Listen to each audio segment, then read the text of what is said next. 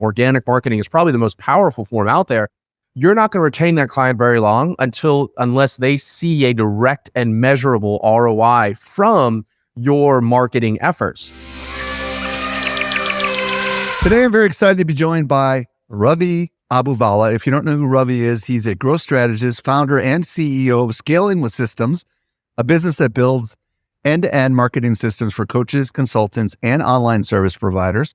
His podcast is called Ravi Abuvala, the Ravi Abuvala Show, actually. Ravi, welcome to the show. How you doing today, man? I'm doing amazing, Michael. Thanks so much for having me. I'm so excited. And for everyone else listening, thank you guys for tuning in. I think you might be able to get some value from this.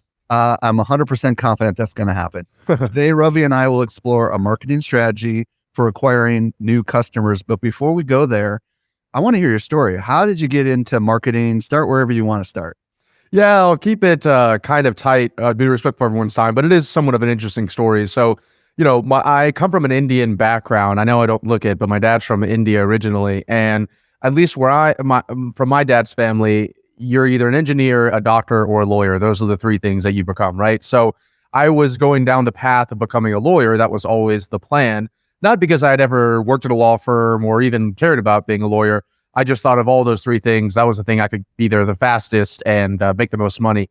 And I graduated college, and there's something called the LSAT, Law School Admission Test, that you had to pass in order to get into one of the top schools. And I was fortunate enough to be neighbors with one of the top law school admission advisors in the United States. So he told me, don't jump and just take your LSAT your senior year of college. Instead, take a year off and devote all your time, energy, and effort to nailing it, because that'll have a bigger determinant on where you go to school than anything else. And where you go to school will have a bigger determinant on where you get a job, how much money you make, et cetera, than anything else.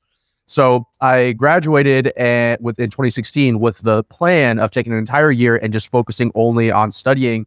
But literally just a few days after I graduated, I got a call from my dad, who lived in Atlanta. I was at Tallahassee in Florida State at the time. And he told me he was diagnosed with stage 4 lung cancer. Wow. And he was living by himself, and I told him he had to go to chemo and radiation 5 days a week. And for those of you that are listening to this, if you've had someone experience chemo radiation, you can't drive after a lot of those, especially as it gets deeper into the treatment. And so I had to kind of pick up what I was doing and move in with him, which is what every person wants to do right when they graduate college, is move back in with your parents, right? So I had to move in with him. And I always forget to say this in the story, so I want to say it now. He is in remission. He's multiple years clean, it was a very, very small percent chance that he'd be in remission. Incredibly grateful and fortunate that he is. But during that time period, that year, I was studying for law school, and I was taking him to chemo and radiation 5 days a week. And it was during this time that I kind of identified that, maybe law school isn't the thing for me. And I was sitting in these, chemo and radiation units, and there's people sitting next to me that are 35 years old, 36 years old, even as young as 30 years old.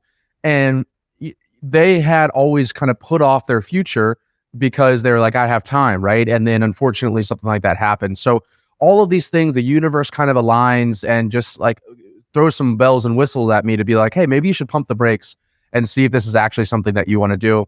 And at the exact same time, I read a great book called The Subtle Art of Not Giving a Fuck. And I read that, and I realized that I was only going to law school because of what other people wanted me to do. And ironically enough, nobody that was telling me to go to law school was a lawyer themselves. It was kind of funny. Then when I actually spoke to lawyers, they told me not to go to law school. So I was really fortunate in the sense that I figured this out before I'd actually gone there, because when you go to law school, you're typically first semester 30, 50, 80 grand in debt, depending on where you're going. And from there, you're kind of sunk cost in there. So very long story short, I decided not to go to law school. My dad convinced me to, at the very, very minimum, take the LSAT, because I had pretty much trained my whole life to do it. I took the LSAT. I scored a 168, which is the top 10% of test takers in the nation. And I applied and got into some of my dream schools. But instead, I got hit with an ad online of how to start a social media marketing agency. And I remember I DM'd on Instagram and Facebook all of the people I could find that had testimonials from this person's webinar. I was like, is this real? Are you really making money online? And they were like, yes, it is real. It's real. And so I ended up buying the person's course. And instead of going to law school, I ended up getting a job at an Italian restaurant, waiting tables, making not even $2,000 a month. But what it did was it allowed me to have the mornings and the mid-afternoons to be able to start learning Facebook ads and social media. And it all accumulated to finally the girl that I was talking to, her dad's a plastic surgeon. And he asked at dinner one night, do you know anybody that can do social media marketing? I want to do it for my plastic surgery clinic.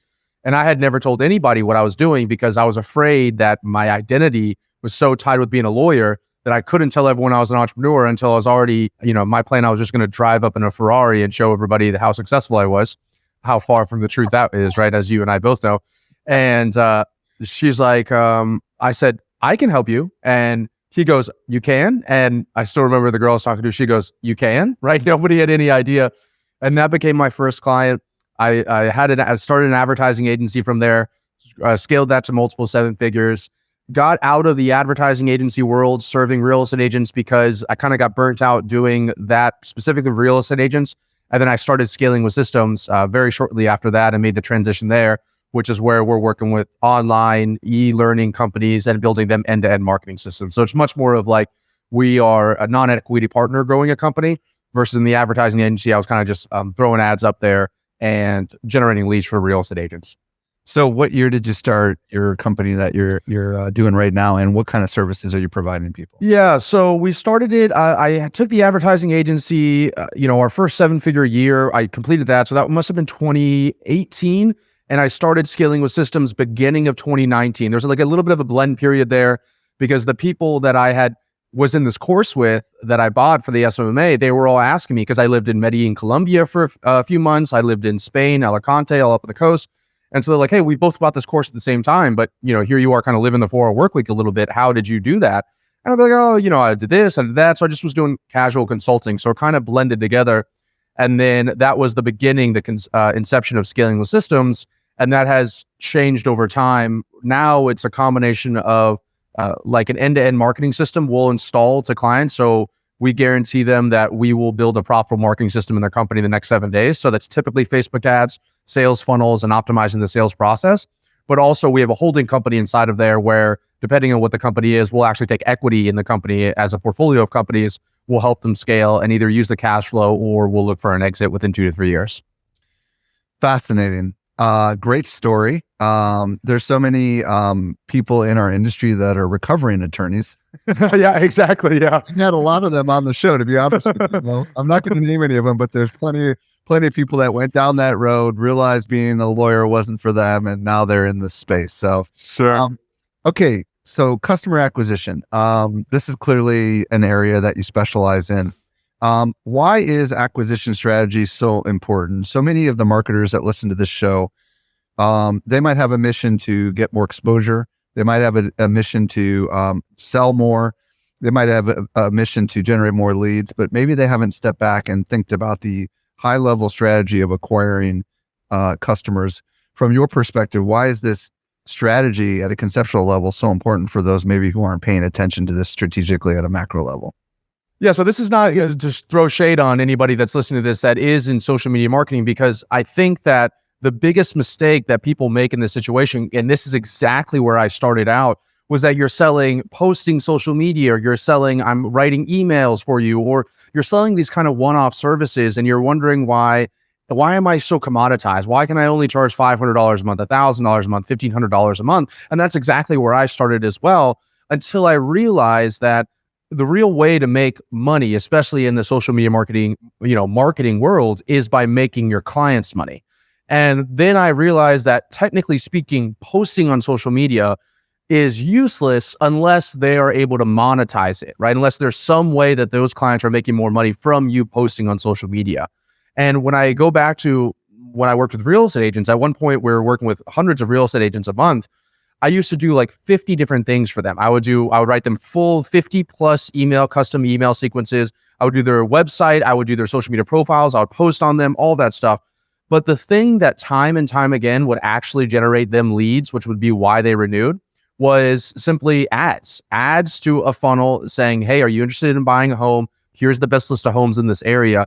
And that took me less than 10 minutes to set up. Everything else would take 10 to 20 hours per client to get it going and to manage it.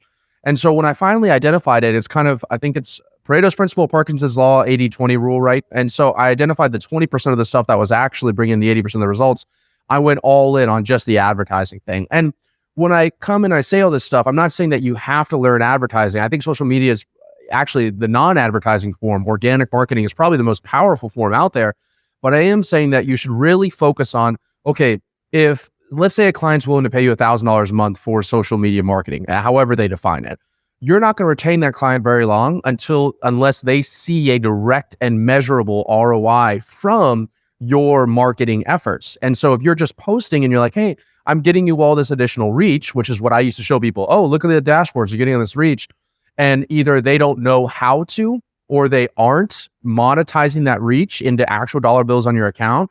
It's like a ticking time bomb until they actually cancel your services. And so my recommendation, and I'm sure we're going to get into this in a little bit as well, would be to figure out, how do I use social media marketing as just one piece of a larger puzzle that would allow the people that I work with to make a lot of money. And if they make a lot of money, then obviously they're happy to pay you or continue paying you.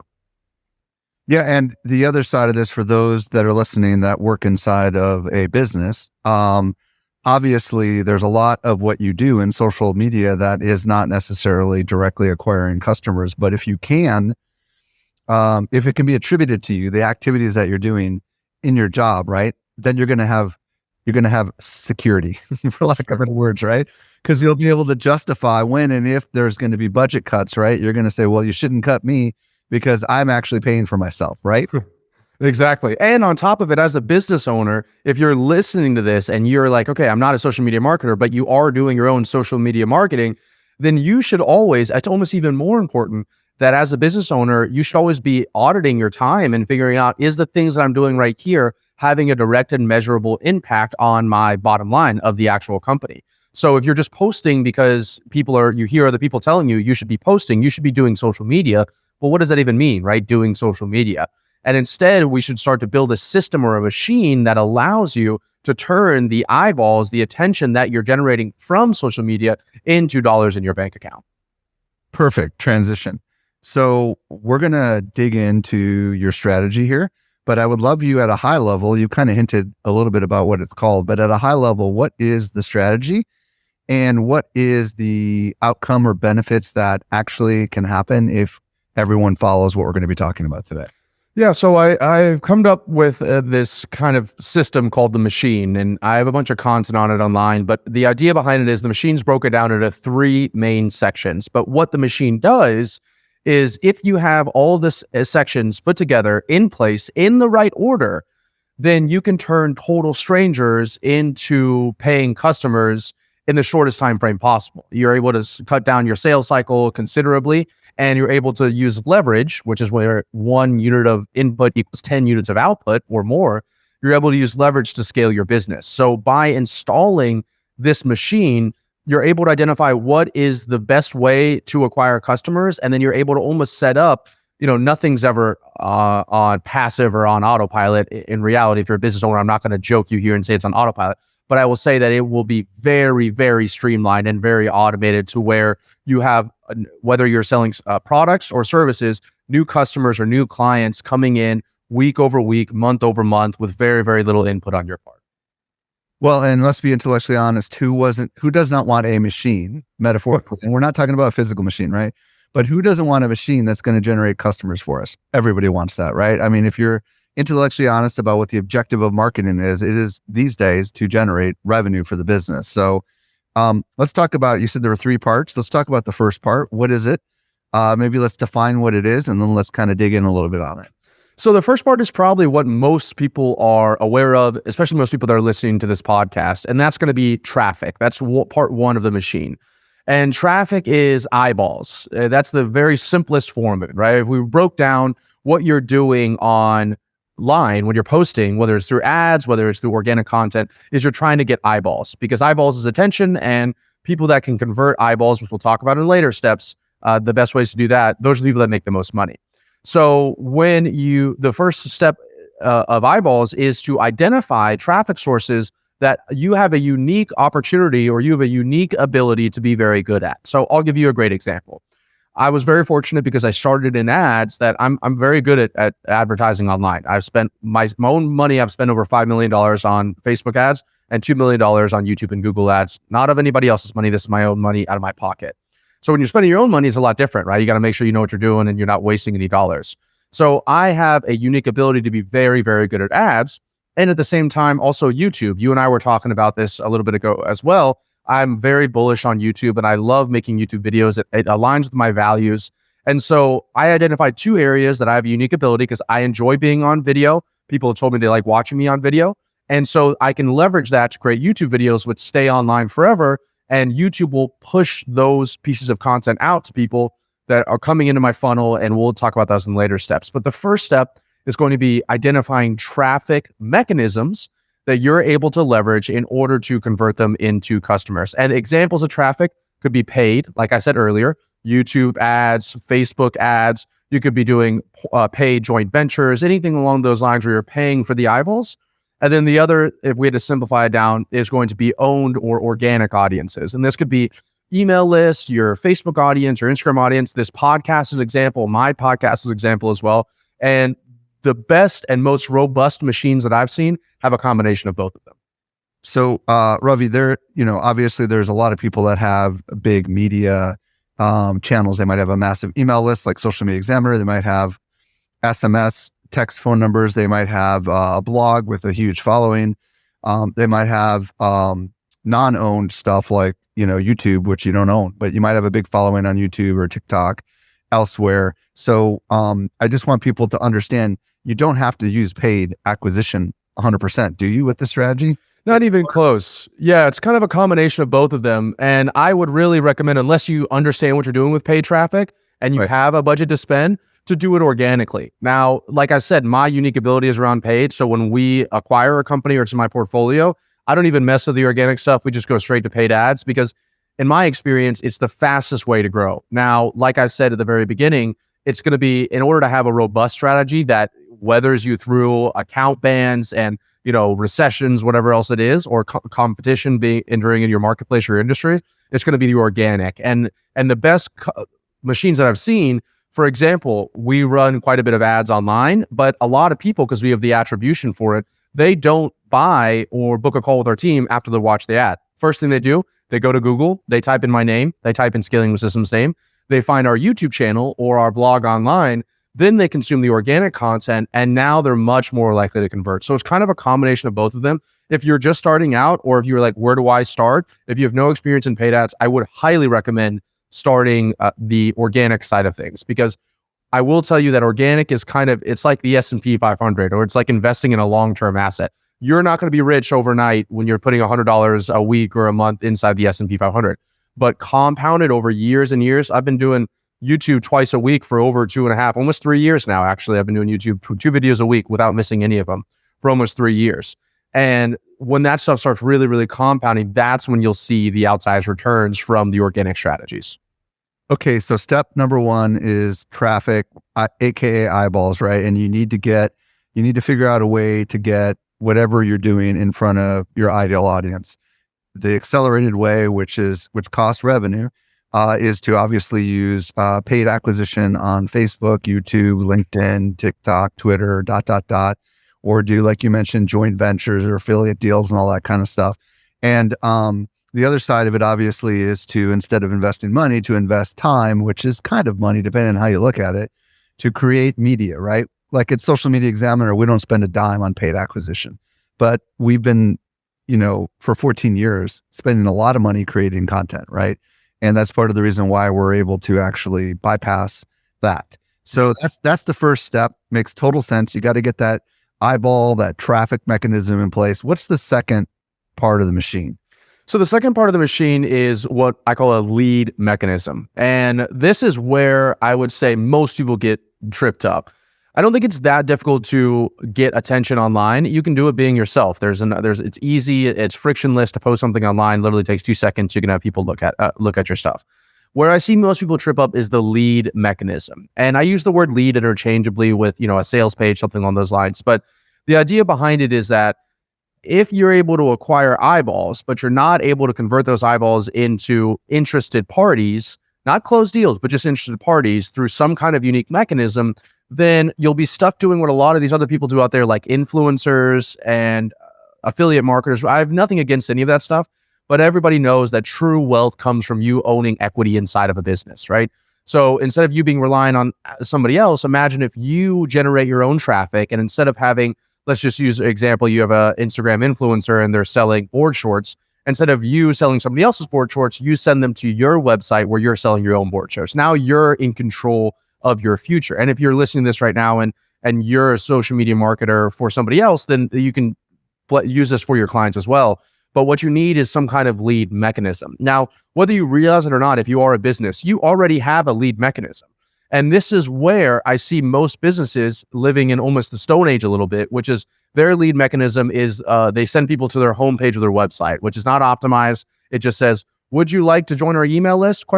There's no kind of exchange of value at all. And people wonder why their conversion rates are kind of garbage. And they're wondering why they don't see an ROI from their traffic. Because if you have the best traffic in the world, but not a good lead mechanism, then you're not going to see that ROI that we talked about in the very beginning of this video.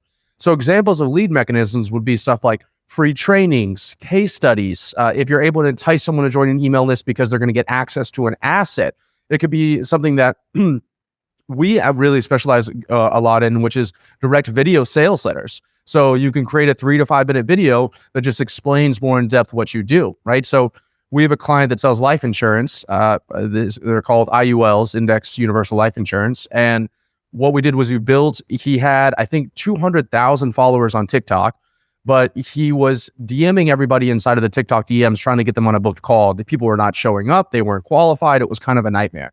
So when he worked with us, I was like, cool, you have the traffic mechanism down, but you're doing the most inefficient lead mechanism is you're having one-to-one conversations. There's no leverage there. What we're going to do is you're going to explain to me what this is, and then I'm going to script out for you a 5 to 10 minute video where you can explain who this is for, what this is, and why people should speak with you.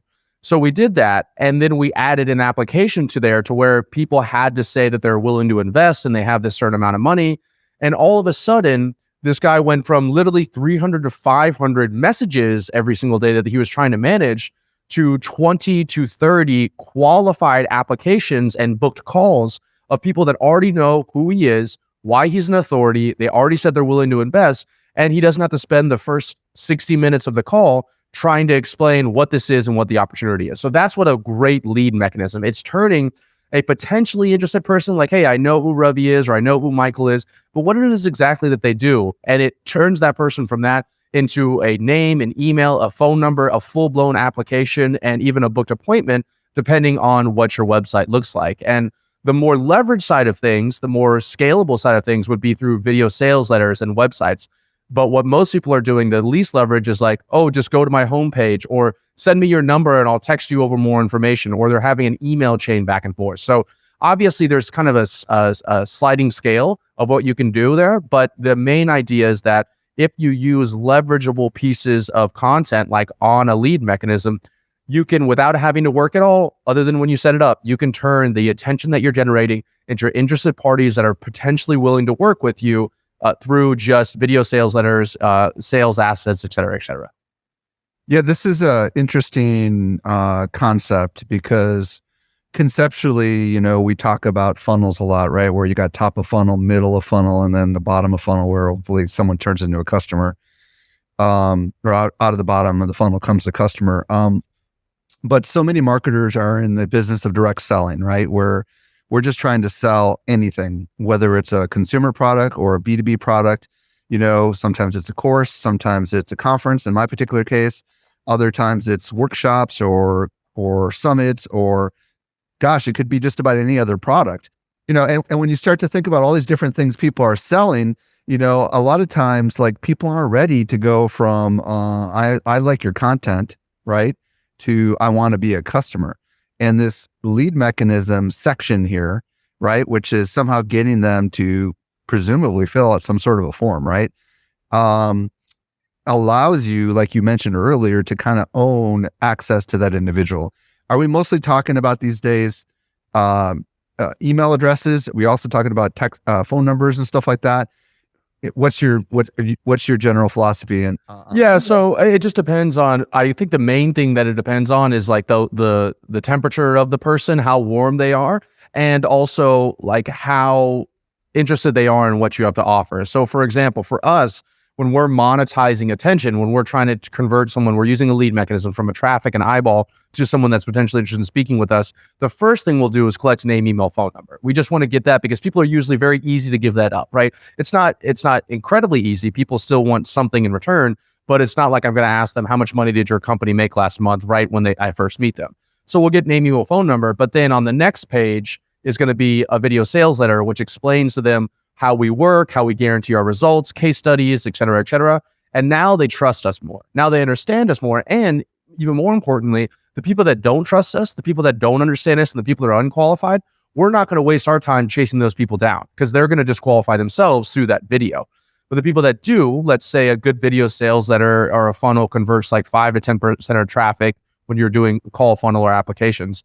So let's say 10% of the people that watch that video say, you know what, Ravi seems legit. I need this offer, and I'm willing to speak a little bit more to see if it's a good fit.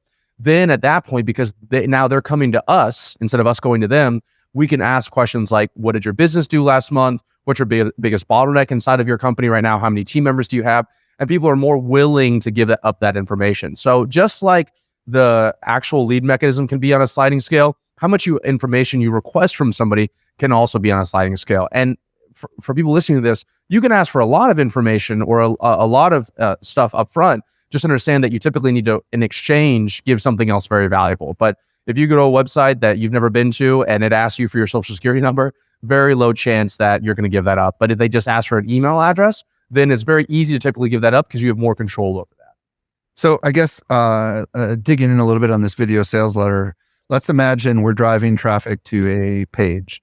Do we give me a practical example of like what might be on this page? Because I think I heard you say sometimes there's a form before the sales letter, sometimes there's a form after it. So kind of like just walk through a hypothetical example. Yeah, sure. Great question. So for us, the way that we set it up is, and the great part about a lead mechanism is that when you have a good lead mechanism, you can connect any traffic to the lead mechanism. So my YouTube videos, my YouTube ads, my Facebook videos, my podcasts, my email blasts, they all go to the exact same page.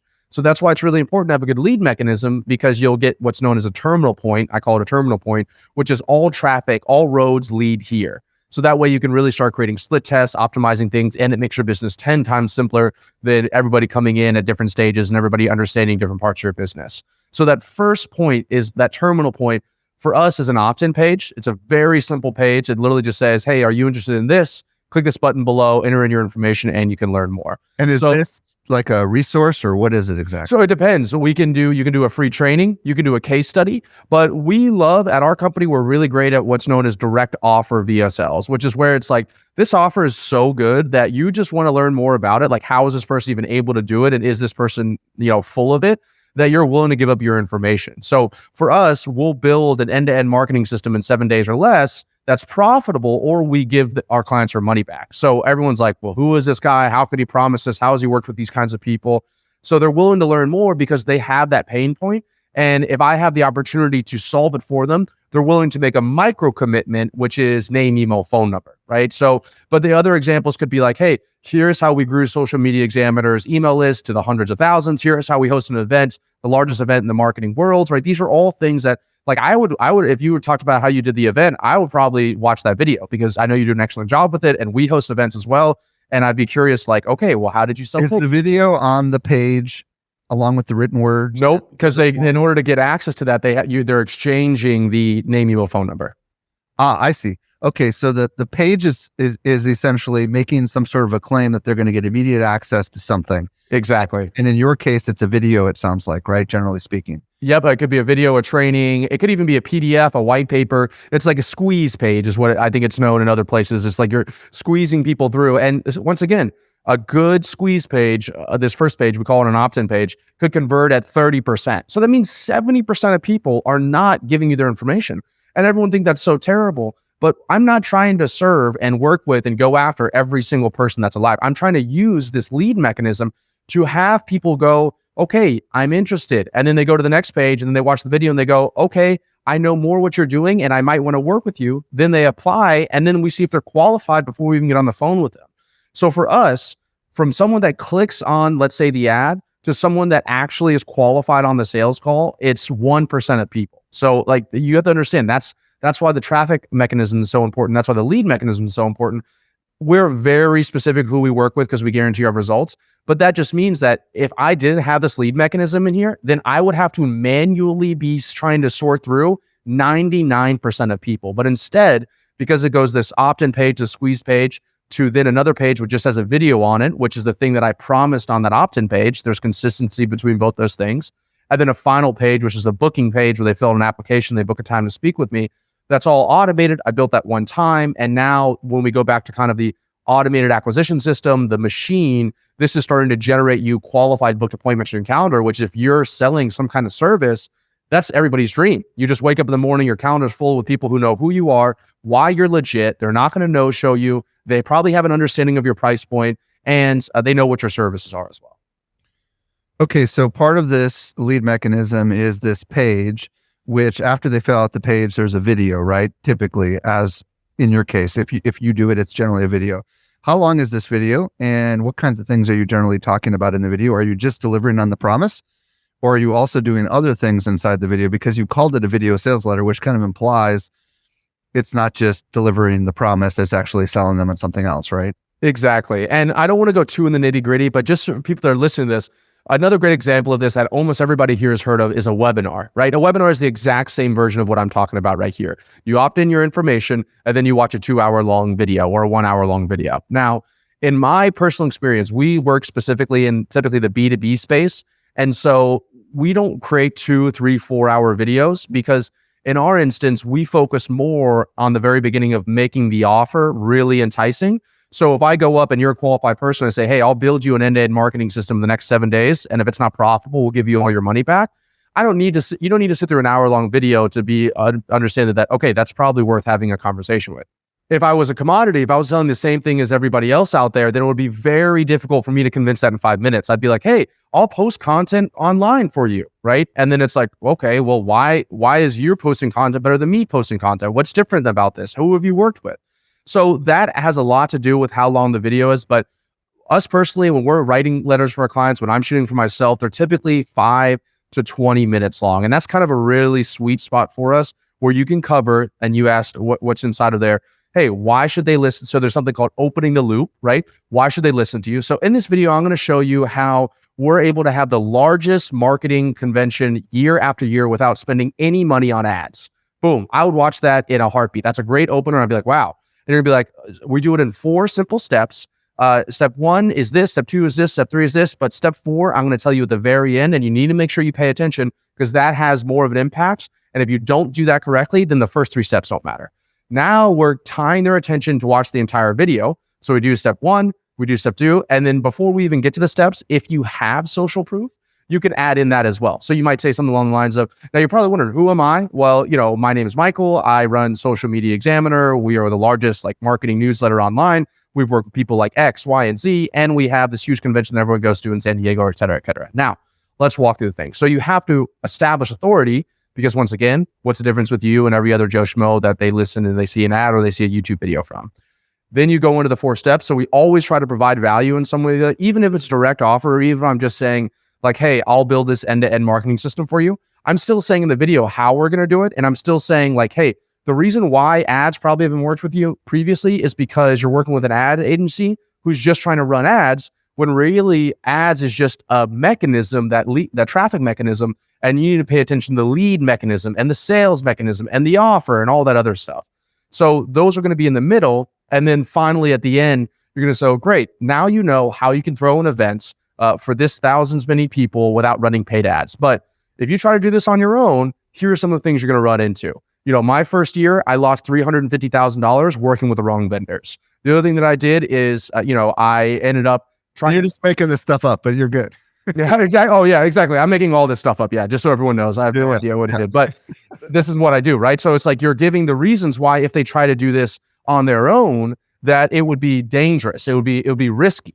And then you tie it around with being like, or instead of trying to go out and do this on your own or work with somebody else, what you could do is you could work with us and we're going to make sure that you set your first event is an absolute banger. We guarantee you'll sell at least 1,000 tickets. You'll get my exact sales pitch and template of what I did from stage. And you'll get all of our email and marketing materials of how we sold all these tickets, right? And like I said, if we don't do it, then you don't have to pay. So it's a money back guarantee. So in this 20-minute video, and like Michael said, I just made all this up, but in this 20-minute video, I have shown them who I am, what my qualifications are. I've given them value through the law of reciprocity. Now they feel like they owe me something.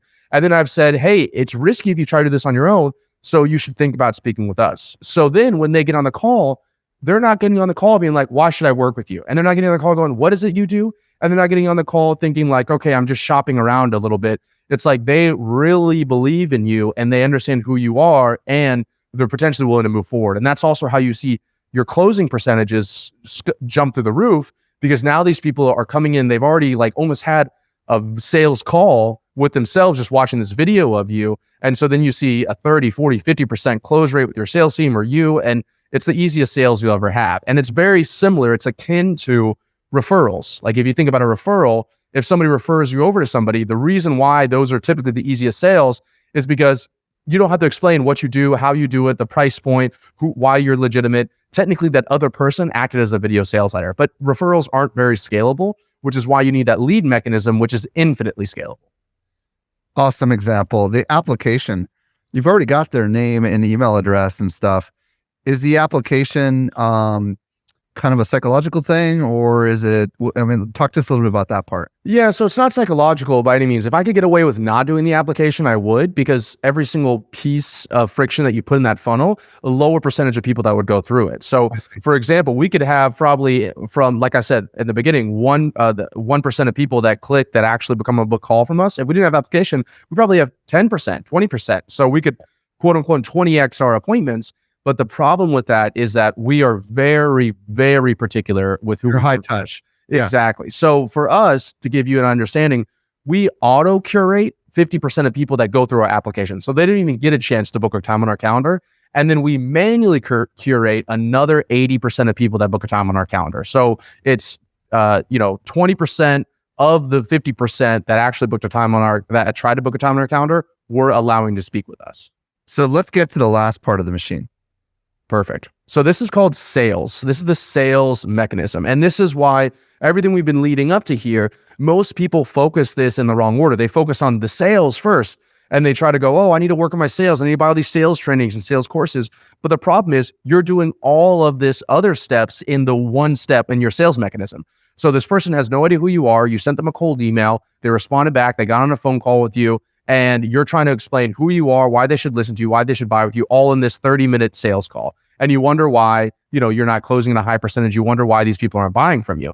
Ironically enough, like I said in the very beginning of this presentation, it has nothing to do with your sales skills, and it has to do with you putting this in the wrong order. But let's assume you listen to this and, maybe I'm right, maybe I'm wrong, but for our clients, I'm right. If you do it in this right order, it typically works. And so let's say you've put it in the traffic mechanism, you've put in the lead mechanism. So now all you need to focus is on optimizing your sales process, because most people have like a really long, drawn out sales process, and they do it through silly things, right? So they let people book on their calendar 10 days out when you should only be letting them book within 24 hours. They let them get off sales calls because they have a silly objection that they can't handle instead of having some kind of objection handling document.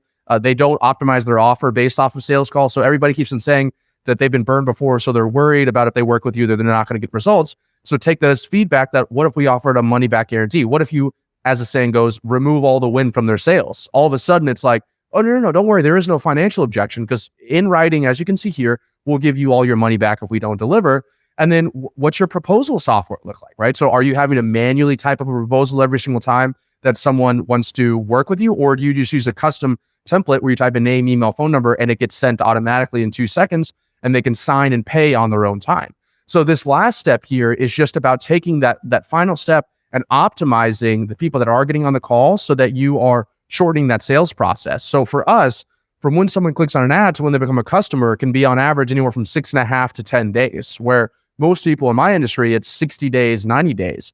And so that allows us to get more cash back, especially if we're running paid ads, and recycle that back through again. And it also allows us to run a company and do our revenue numbers that we do with just with a handful of team members, because everybody is being as efficient as possible. So ironically enough, I would probably say that even if you botch the sales mechanism, like even if you're not great at sales, I've never taken a sales training program in my entire life. Like, I was not innately good at sales. Even if you're not good at sales, if you do the first step, the traffic, and you do the lead mechanism right, then people are going to be coming to you, and it's almost going to be kind of like a layup. It's almost going to be like a referral of somebody coming to you, willing to work with you. Yeah. And it's so fascinating because I learned this. My first business was I was a writer, and I wrote a book called Writing White Papers. And after people read the book, they were ready to buy. Yeah. Like, they would line up and they would just essentially say, when can you start? That's what you want, right? I mean, that's essentially the same thing that you're doing here, except they bought my book. They read my book. They realized they were not going to be able to do it themselves. And by the way, there was also a free offer called How to Write a White Paper on White Papers, which was a 10-page PDF. And in there, I gave tips, but I also said what to look for when hiring a writer and all these other kind of things. And in there, I essentially identified all the things that uniquely were applicable to me, and I reverse engineered them into, this is what you need. And when they were shopping, they just hire me. Meet the objectives, but me, right? And they saw that I had written a book, and some of them said, I'll go buy the book on $20 for Amazon, right? And then they would read the book and they're like, whoa, this is complicated. And then some of them would come to me, and I didn't need a lot of them because I was charging $6,500 a pop to write these things. And I had the biggest companies in the world lining up, wanting to work with me. And even though I think I'm a good salesperson, it didn't matter because everybody wants someone saying, when can we start? Right. I mean, that's essentially what your system enables. Am I right? And even if we're going to go a little bit more advanced here, as you can tell, I like to get like really in the nitty gritty. That book is a great example of a lead mechanism, but it's also a great example of a traffic mechanism, right? Because I would say that a paper titled, a book titled that, right, How to Write a White Paper, people are probably finding that organically in Amazon and finding it organically on Google. They had no idea who Michael was beforehand. They see the book, they see the reviews, they buy it. So the traffic was generated from you writing the book in the first place and having good keywords. And then they read the book, and that counts as a lead mechanism, right? And then they're going to go through the book, and then they reach out to you and try to work with you. And I think you and I talked about this in our first conversation, but I think YouTube is very similar, right? So YouTube kind of combines both those things together. So when I create a YouTube video on, how to use LinkedIn Sales Navigator to generate leads, well, we rank number 2 or number 3 if you type in how to use LinkedIn Sales Navigator on YouTube. So YouTube's pushing that video out. It has like 200,000 plus views, and I'm not having to do any work to get that traffic. And then the video itself is I'm like, hey, my name is Ravi. We worked with over 1,200 businesses. We've generated this amount of money online for our clients. And here's how you do it. Oh, and by the way, at the end of it, if you want us to help you with this, you should click the link in there. So it's like very casually, it's a lead mechanism. It's like a video sales letter in the same function as the traffic mechanism. And that's a little bit more advanced, but I know you have an awesome audience of people who are also marketers. And so the more you think, how can I combine these two things together, right? Then the less work that you have to do in order to build this machine. Ravi, this has been fascinating for so many people at so many different levels. If people want to discover more about you, first, is there a preferred social channel? Maybe it's YouTube. I'm not sure. Where do you want them to reach out to you if they want to ping you? And secondly, if they want to discover more about you and maybe even see one of your things in action, where do you want to send them? Yeah, of course. First and foremost, thanks for having me on here, Michael. I really genuinely appreciate it. I've thoroughly enjoyed this conversation, and everybody else that's listened to it as well. I hope you guys, like I promised in the beginning, got a little bit of value out of it. Like Michael said, probably the best place is going to be my YouTube. If you want to learn more about who I am and what I do, we put videos out 3 times a week on there, or my Instagram. It's all the exact same, just at Ravi Abuvala, which I think Michael will put in the notes. Can you spell it for the audio folks? Sure, yeah, of course. So it's at, and then RAVI, and then my last name is ABUVALA. So you can type that anywhere, even on Google. All of our stuff should pop up there. And then as far as where they can go to kind of learn more, or if they want to potentially work with Scaling with Systems, the best thing I would recommend doing is we put together a very simple free course that we've built that kind of walks you through these steps of this mechanism in a lot more detail. Each video is like 2 to 3 hours long, I think, where I can go a lot more detail than I can in obviously this podcast here. So if you just go to scalingwithsystems.com/SME for Social Media Examiner, then you'll get taken to a page where you can opt in. And guess what? It's going to be a lead mechanism. So it's going to give you the information, and then it's going to ask you, do you want to book a call to speak with our team? So not only will you learn something about it, you're going to go through and see how we've set ours up as well. Ravi, thank you so much for coming on today and sharing your wisdom with us. Thanks, Michael. I appreciate it. You're a rock star.